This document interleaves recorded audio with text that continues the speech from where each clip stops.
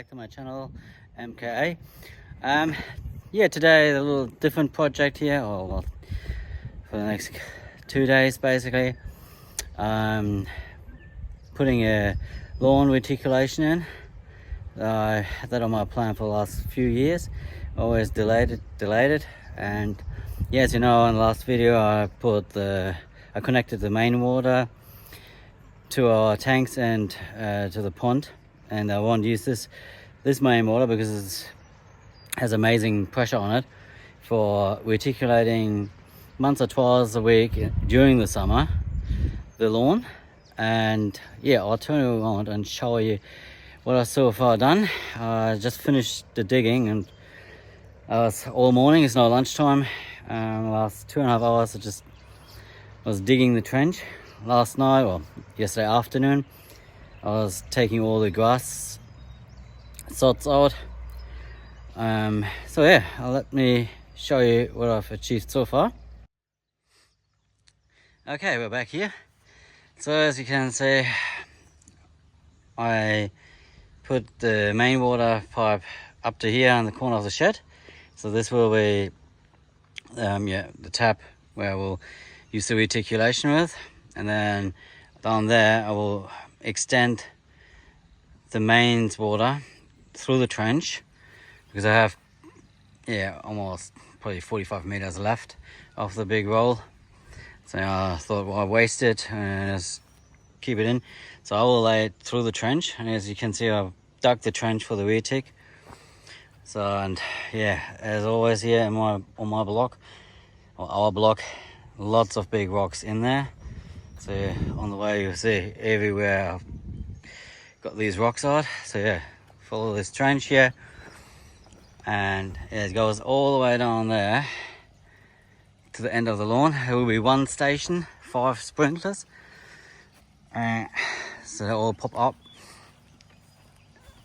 up sprinklers. Here's a little mock-up so to see the depth of the trench, right? So yeah, and then both the retic pipe for the sprinklers and the main pipe will run through this trench all the way to the end there. And yeah, so you can see all these rocks are pulled out. Yeah, that took most time. If they wouldn't be, I would have probably dug this trench in an hour or even shorter. But yeah, getting them all the time out, that was pretty tough. So yeah, and then while I'm putting the mains water here, because we'll have a valve here on this point here where the last pop-up will come out. There will be another little manhole for the mains pipe with a valve, and that's so I can then just hook up a nice hose, and then if I have to backfill the pool. Probably eventually I will maybe dig a trench through the driveway here and then put a proper valve there. But honestly, I've dug in the last, it's now Wednesday. I started digging last week, probably in the last 4 days, or Friday. Yeah, in 4 days, not the weekend including the weekend was at my birthday, so I had a bit of relaxation there, if you can call partying relaxation. But yeah, so the mains will stop here for the time being, and then yeah, so this is now lunchtime. I'll have a little break. My wife promised me to make bacon and eggs for lunch. It will be good.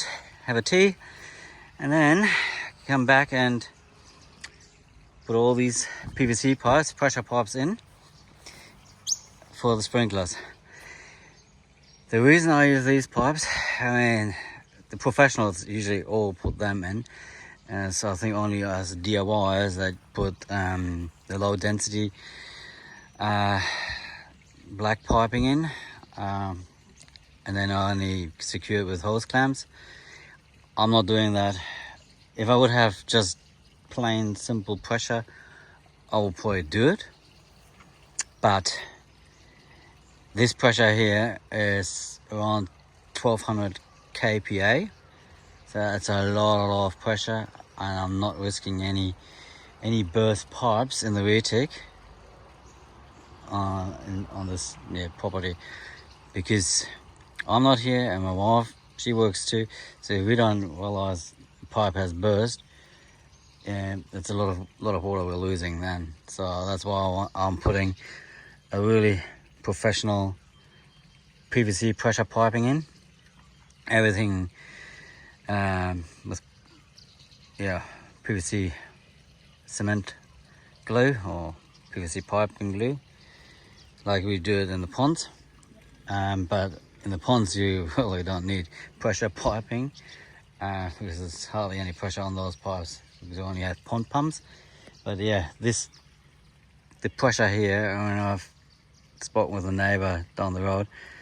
Last summer he purchased a brand new watering hose connected to his mains, and he didn't realize it. He just connected it, the hose, opened the valve, cranked it up, and the hose, of course, was on the other side of the sprinkler. Had my hand watering gun was, of course, closed, and it only took 5-10 seconds, and the entire hose blew apart. That's how much pressure we have here. And the reason is, you can't see it on the picture, but we'll probably have about 50 to 60 meter height difference. So they're pumping the water up the hill and this is going way further up there, up the hill from the town, and then it comes down, basically comes down the hill, and this is why we have that much pressure here. We are on the bottom of the hill, and the pressure that comes through is just amazing. I mean, it's great for reticulation or anything. You won't have any problems. In the past, I always had dramas. I was not having enough pressure on my reticulations, and you had to really figure out how many stations, how many sprinklers you actually can use. Well, this time I calculated everything out, and I still can put another 3 to 4 sprinkler heads on if I want to. But I have, and 1, 2, 3, 5 pop-ups. This is a little inside here. We have amazing weather. It's beautiful spring. This is the next week is no rain, nothing forecasted. Maybe a bit too early stop with the rain. We haven't had enough for this month, so if we're not getting a bit more, then we'll be a bit dry. But so far it's all good. The pond is doing well. You can see the fish, the koi's all super happy. I think we have at the moment 14 or 15 degree in the pond. I'll have to check that later on. But it's already quite warm in this pond because it's in the sun all day, and it warms pretty good up. And they are super active, the koi's, and they eat. They just constantly want to eat. I mean, I'm restricting it, but I'm giving them food because they will know if they can't eat anymore. So they're doing really well. Okay, come back to you when I put the retic in. See you till then.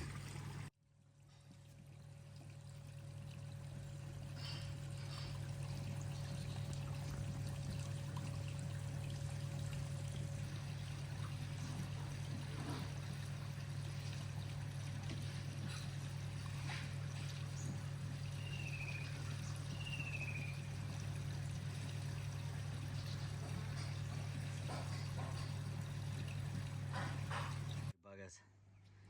Unbelievable.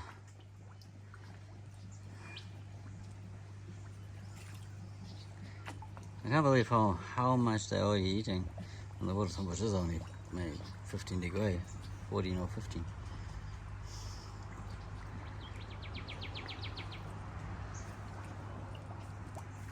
Okay, after this, I will show you how far I got with my reticulation.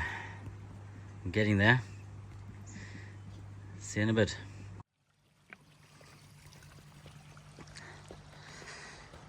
Good, let's bore you again with my reticulation work after we watched the cows nicely eating.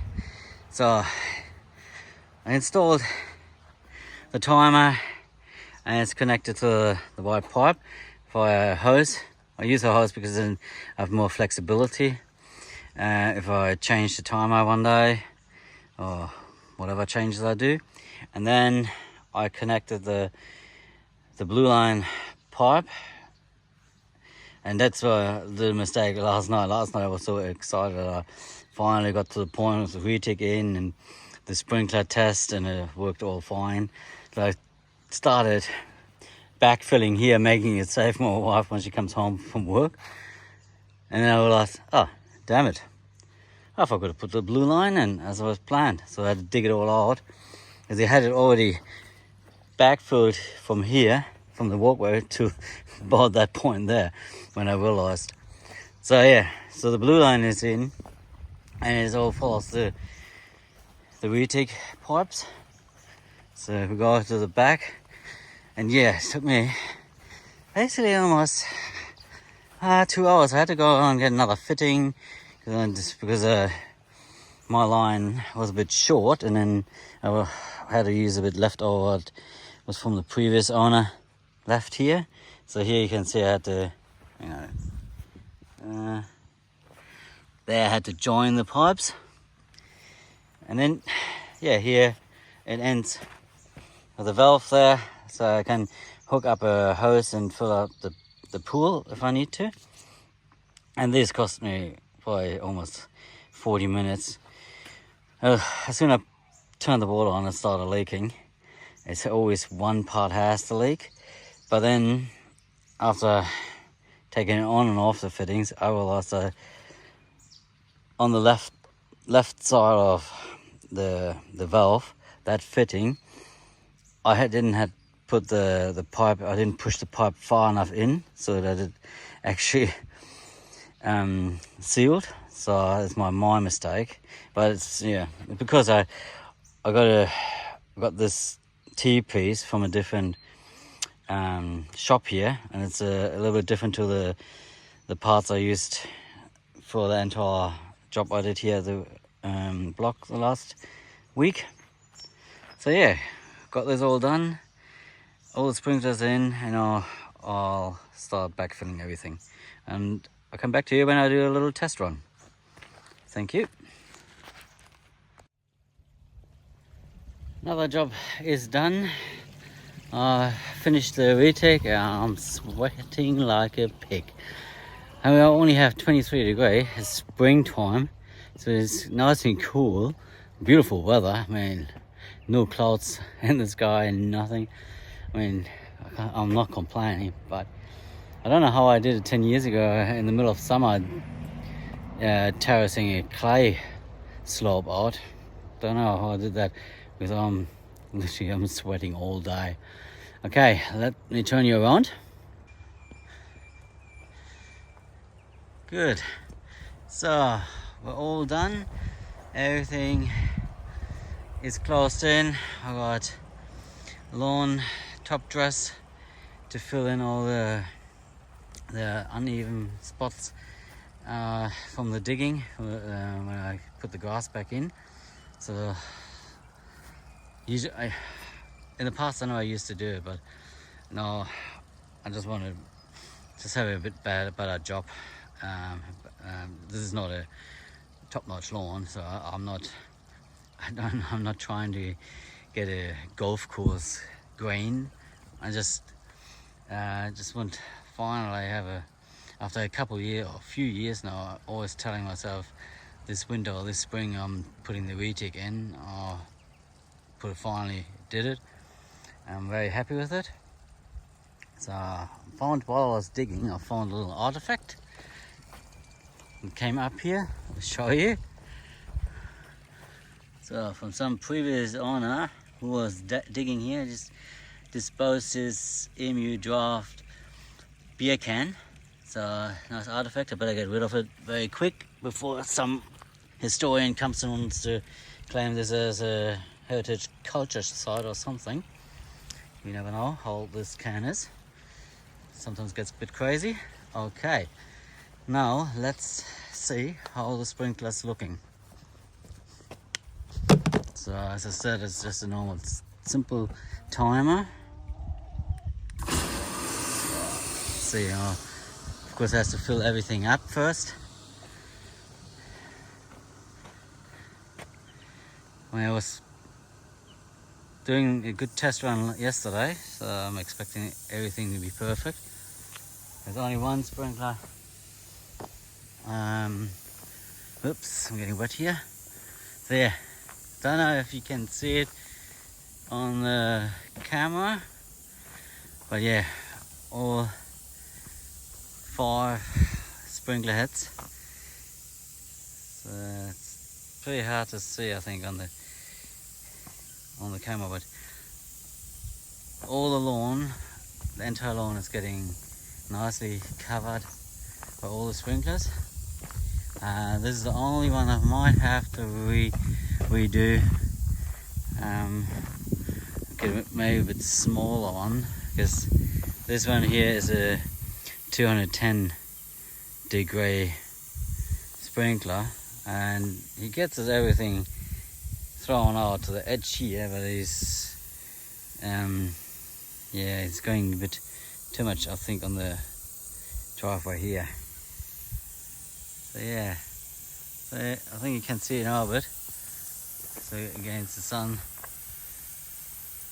So they're water saving sprinklers.